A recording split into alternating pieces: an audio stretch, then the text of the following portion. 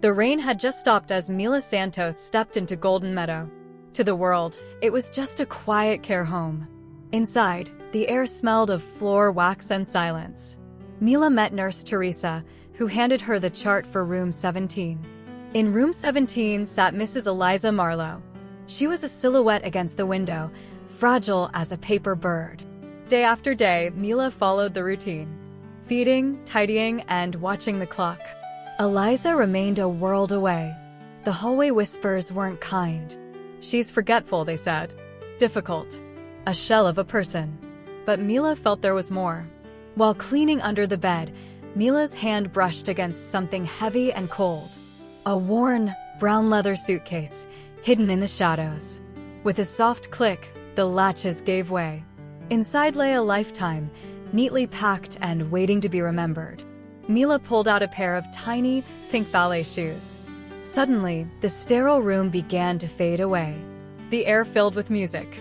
A young girl, Eliza, was spinning joyfully in a sunlit studio, her dreams as light as air.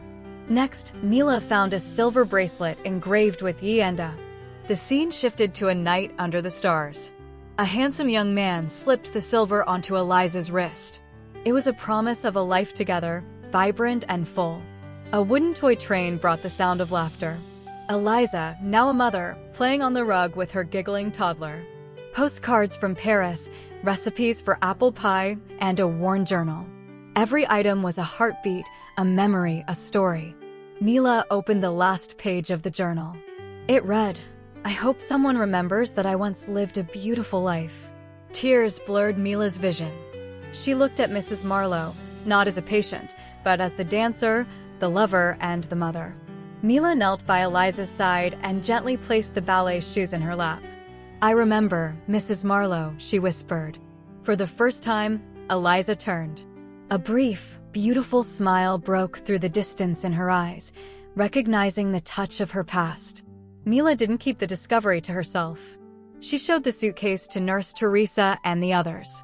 Everything changed. The sterile room was transformed. Photos lined the walls, and the sounds of jazz filled the air where silence once lived. Mrs. Marlow wasn't just sitting anymore. She was tapping her foot to the rhythm, her soul dancing to a familiar tune. Because every wrinkle hides a chapter. Every quiet person carries an entire world within them. We only need to look. Honor the hidden lives. Remember the beautiful stories.